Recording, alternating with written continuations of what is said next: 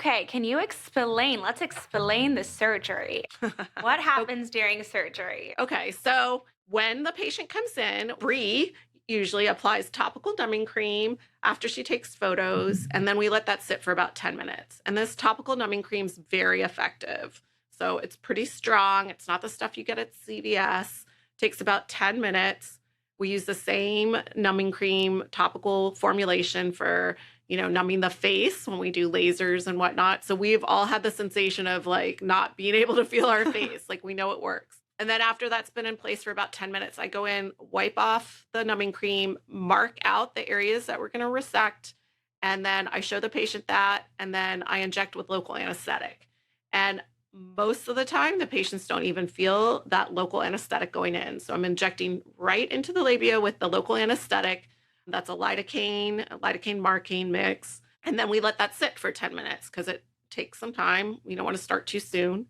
And then, as you know, you come in and prep the area, and then I get started.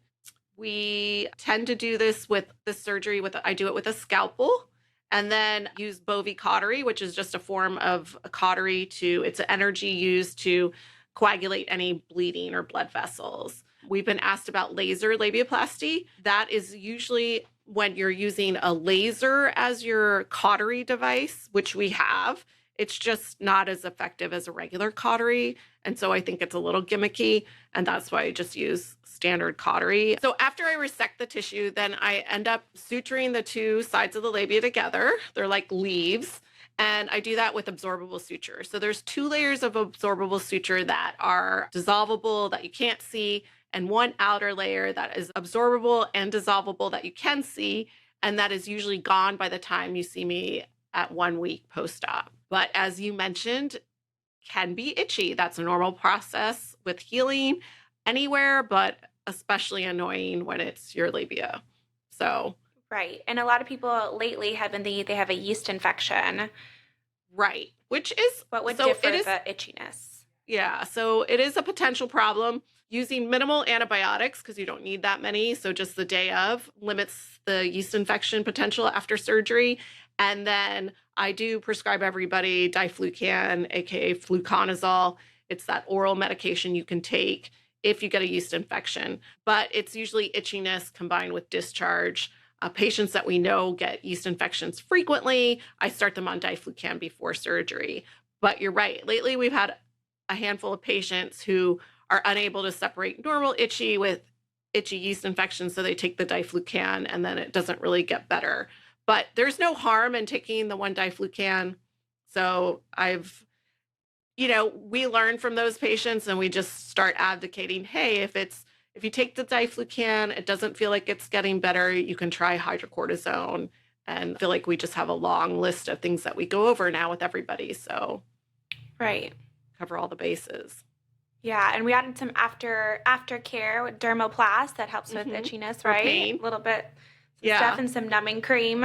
Yes. Yes. With some numbing cream. Because again, I think we also had, when we do a lot of these, but things tend to come in three. But I think the third patient who went home and then had a lot of pain, I feel like was younger and was skipping out the door because it was so easy and she didn't feel anything. And then an hour later, she called back and was like, wait, what? This hurts. We're like, She's like, "Did yeah, I just have surgery?" I know. I was like, yeah, we know it's coming. So I do try to make that process as smooth as possible for people. I do warn patients, but it's a little like liposuction. You tell people it's going to hurt and they're like, yeah, it's liposuction. And then they're like, oh my God, that really hurt. You're like, I feel like your husband had a great way of explaining it. What was like, why do people think that not having a rod shoved in between your skin would not hurt? that's right. Repeatedly. I was like, I don't know. Nobody thinks about it that way. No. Yeah, so liposuction's full contact surgery and labiaplasty is too. So even though we do everything we can to make it as comfortable for you, we know at some point, that numbing is going to wear off. We have patients put ice, we give them an ice pack and a pad in their, hopefully they brought underwear. We warn them about that. Please Not a bring thong. underwear and not a thong, not a thong. And then you go home with that ice pack, and then the additional injection of numbing medication gets you home, gets you taking that first pain pill, gets you settled, change out your ice pack so that hopefully it's not a big drop off in the numbing wear off. And Side note, pick up your yes. pain meds. Oh yeah. I know. There's no downside to picking up your pain medication. Just in case, like just in case. Right. It's better to have them than to not have them and need them and then be behind your pain. Mm-hmm. I know. And again, people are like, oh, no, don't prescribe me that. I won't need it. Just take it. And then you have it there to ward off evil spirits if you need it. Exactly. Because at 2:00 in the morning, when you decide you need it, it's going to, be terrible to run out to a 24-hour pharmacy and get it. Exactly.